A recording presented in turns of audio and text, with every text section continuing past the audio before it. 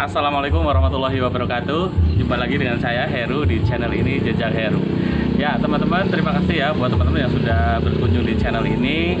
Dan mudah-mudahan setiap konten yang kami sajikan selalu ada manfaat yang bisa diambil.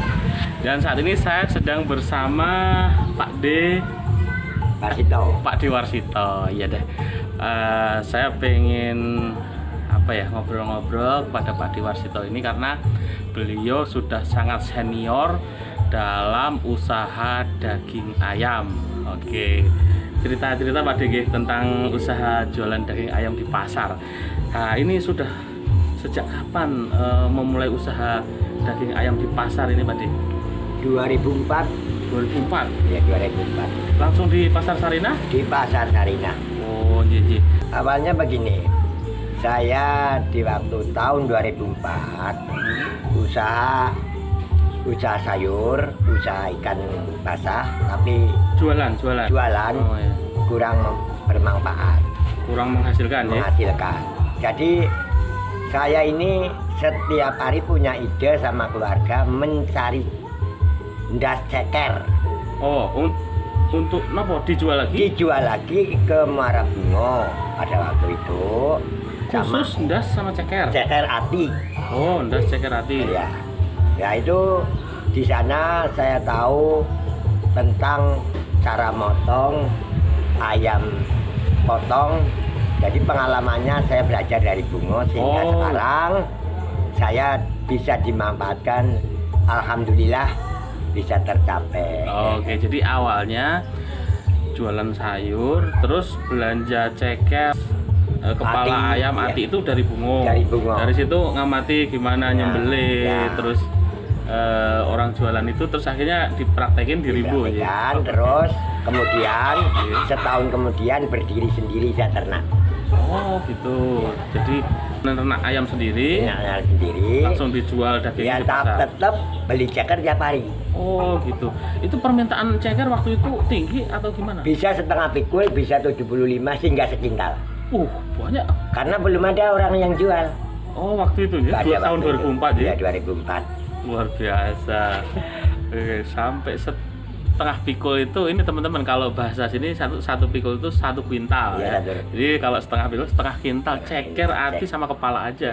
Tahun 2004. Saya ada hasil sedikit, punya sedikit, jadi nabung untuk belanja bibit Ayamnya. bibit ayam. Jadi sehari-hari saya memelihara dengan ayam. Nah, kemudian saya menghasilkan pakan setiap hari. Pertama awal hanya 1 box, kemudian berjalan sampai 2000 ekor. Oh iya. Nah di situ cara jual beli itu berbeda. Iya. Ya karena saya biara sendiri, jualnya lebih murah. Iya. Karena Jadi ini waktu itu melihara mandiri, artinya Mandiri. bukan sama PT bukan ya? tidak Oh iya. sampai 5.000 ekor. 5.000 ekor dijual sendiri, harganya bisa lebih murah karena Iya. Jadi Oke. sudah tahu agen-agen di pasar banyak yang lari kemari memaksakan karena sahabat saya belilah, tapi tidak bisa mencukupi.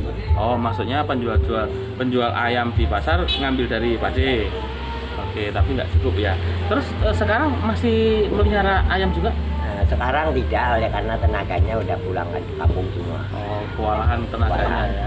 Ya kalau datang saya tetap masih ada Oh iya. kandang-kandang. Oke, berarti sekarang ngambil dari broker Pak D ya? Ya blokar PT. Oke, itu gimana kita memberikan harga ke penjual agar kita bisa dapat untung dari harga beli kita di broker Pak D? Misalnya sekarang harga katakanlah dari broker itu 20, kita harus jual berapa untuk bisa dapat untung? Karena kan kalau beli ke broker kan hidup, sementara dijual di pasar kan posisinya sudah disembelih, sudah jadi daging gitu. Begini deh, kalau ayam itu harus bisa perincian yang tepat. Nah, ini Kalau harga 20, setidak-tidaknya itu harus jual 30. oh gitu. Daging Artinya kalau beli yang hidup itu harga 20, dagingnya yang sudah bersih paling enggak 30. Gitu. 30, pedagang hanya mendapat untung ceker, kepala, kadang-kadang semati. Oh iya. Hanya itu tidak bisa diprediksi keuntungan. Iya. Jadi Dari berapa kita motong misalnya 100 kilo, jelas ceker rendas itu 5 kilo. Kalau 50 kilo itu misalnya artinya selawe atau 20. Nah itulah untungnya. Oh iya, jadi keuntungannya ini kalau misalnya harga 20 dari broker dijual di pasar, kondisinya sudah jadi daging bersih, sudah disembelih, itu harga 30 itu keuntungannya paling tidak diceker kepala, hati. Hanya itu aja. Oh, hanya itu aja ya. Terkecuali beli ada yang belanja ayam hidup. Oh gitu. Nah kalau jual ayam hidup berapa nih? Nah begini, ada kalau Pak Denny ayam misalnya dari PT, ondolnya besar. Oh ini temboloknya. Ya, temboloknya. Itu setidak-tidaknya 1 on. Temboloknya aja 1 per on. ekor. Nah sekarang kalau harga 20 nilainya berapa? Artinya kan 1 on itu 2.000. Oh iya. Nah, kalau misalnya 1 ekor harganya anggaplah 1 kilo, temboloknya aja 1 on, berarti harganya dia sudah 2.000 tembolok dibuang gitu ya. Jadi begini, kalau pada dihitung misalnya ayam 20 modal hidup, Pade paling bisa jual 24. Yang 2.000 untuk tembolok, yang 2.000 untuk tenaga kerja. Iya. Lah terus berarti cuma dapat untung yang tenaga kerjanya aja deh Pak De? Itu udah jadi tradisi. Misalnya saya kalau mau cari pelanggan kan kayak gitu. Oh iya. Ya dapatlah dikit-dikit, tenaga kerja kan sekarang taruhlah minimal 100.000. Iya. Itu udah makan, minum segala macam, rokok. Jadi dibagi. Iya. Ya untungnya tenaganya anaknya sendiri. Oh gitu. Jadi ini yang barangkali kalau belum pengalaman masalah tembolok ini kan nggak tahu. Ya sampai sore pun Pak Denny nggak pernah jual ayam ada isinya. Iya. Dari mulai malam hingga pagi sampai sore tidak ada berisi. Kalau sempat gini Pak De, misalnya ngambil dari broker, terus beberapa hari nggak laku, misalnya 3-4 hari, itu kan ngasih makan Pak De? Ngasih makan. Itu gimana ngitungnya lagi? Caranya begini, itu kan sudah tanggung jawab. Tanggung jawab pedagang, misalnya pur yang 1 kilonya 8.000, ambil pur yang separuh. Iya. Seperti Sinta itu kan siap untuk ayam potong, bukan untuk berkembang daging. Oh, bukan untuk penggemukan ya? Iya. Oke. Dari 2004 sampai 2020 udah 16 tahun Pak De. Berarti ini pelanggan udah banyak ya? Udah sampai kemana saja ya Pak De? Iya, betul. Ya kalau dihitung ya bukan main banyak. Ya artinya penjual-penjual bakso ya. Orang penjual ini ya pedagang yang dari daerah-daerah yang lain atau unit. Ya orang dagang kan bukan jaya terus. Kadang-kadang kena musibah, bisa istirahat, bisa pulang kampung. Nah gitu, karena banyak kan sebagian rantau.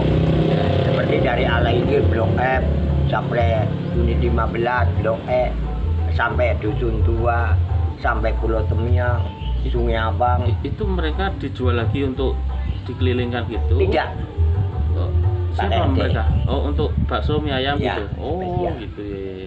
Jadi pelanggannya banyak tukang-tukang bakso mie ayam sampai Alailir jauh. Dari pagi jam berapa Pak De? Selambat-lambatnya jam 6:30 atau jam 6. Jam 6 udah sampai di pasar, sampai sore ya? Iya. Ya cuma ini sekarang kalau di pasar sana ini kan tempatnya lagi dibongkar Pak De, nggak bisa nyembelih di sana, tempatnya terbatas. Nih sementara nyembelihnya di rumah. Pak De sendiri atau anak-anak? Anak-anak ya juga anak-anak yang soleh. Jadi maksudnya gini, teman-teman, bukan masalah apa ya, tapi karena mencurigakan bisa. Ya bisa jadi karena ada sebagian orang yang kadang khawatir ini nyembelihnya gimana nih, sesuai syariat apa enggak gitu ya. Ya ini ya memang penting juga karena mayoritas kita beragama Islam gitu. Kalau Islam enggak usah khawatir masalah timbangan.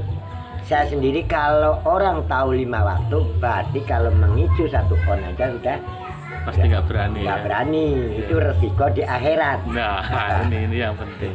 Itu. Oke, dan yang pastinya 16 tahun itu bukan waktu yang singkat. Ini panjang, artinya ketika pelanggan itu masih banyak bertahan ke Pak D Warsito berarti ya memang memuaskan. Pak D, kalau keadaan normal itu ya rata-rata itu satu hari bisa berapa banyak disembelih, Pak D? Kalau rata-rata di musim orang pesta, ya kalau hitung ekor tuh ya banyak, paling tidak 2 pikul. 2 kintal? 10 keranjang, 12 keranjang itu lebih. Satu keranjang itu Isinya 25, 25, kepala 25 lah sampai 28. satu keranjang 25, sehari habis berapa keranjang? Bisa 10. 250 ekor. Ya paling ya normal. Ya, 250 ekor kalau 2 kiloan 500 kilo, Pak. Ya kurang lebih. Wah. Oke, jadi ini berapa tenaga anak-anaknya yang dilibatkan jualan di pasar? 4 orang ya. Itu udah pakai mesin. Tenaganya lebih gerak cepat. Oh, gitu ya. Jadi sudah dipotong, kasih air hangat panas, langsung digiling. Giling untuk menyabuti Nah, dulu. dulu ya. Oke. Sekarang udah lebih cepat. Canggih. Terus gini Pak De, satu lagi nih, kalau tadi kan orang beli yang di pasar itu rata-rata yang sudah bersih gitu ya, yang sudah disembelih sudah. Nah, kalau kayak saya tuh sering beli ke Pak De kan, saya mintanya yang sudah dicacah, yang tulangnya udah dihilangin. Itu ada hitungannya sendiri nggak Pak De? Atau dianggap itu ya tenaga resiko gitu? Itu karena pelanggan itu enggak ada punya perhitungan tenaga bayar. Nggak dihitung tambahan harga untuk ngerjain itu enggak ya? Misalnya kalian beli, kalau tidak dapat untungan kasihan. Saya sedikit, mas sedikit. Oke. Yang penting lancar dan orang itu paham. Oke. Kalau kita mau ambil banyak-banyakannya sebentar buat apa? Iya. Ya karena teman-teman kalau di Rimbo Bujang itu khususnya di tempat Pak Dewa itu kebetulan saya juga pelanggan, ini udah ada sekitar berapa ya, 2 tahun lebih kayaknya. Ada 3 tahunan kayaknya. Ada. Soalnya saya udah dapat sarung beberapa kali Pak Dewa. Kalau lebaran ya kan. Itu saya mintanya yang tulangnya dibersihkan, terus kalau untuk yang mie ayam udah dicacah, jadi di rumah tuh tinggal enak. Iya.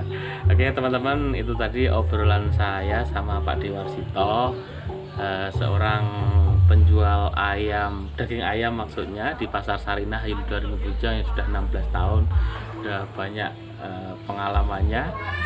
Mudah-mudahan bermanfaat. Terima kasih Pak D Warsito, mudah-mudahan ya tambah laris manis. Oke teman-teman, mudah-mudahan bermanfaat. Sampai jumpa di lain kesempatan. Assalamualaikum warahmatullahi wabarakatuh.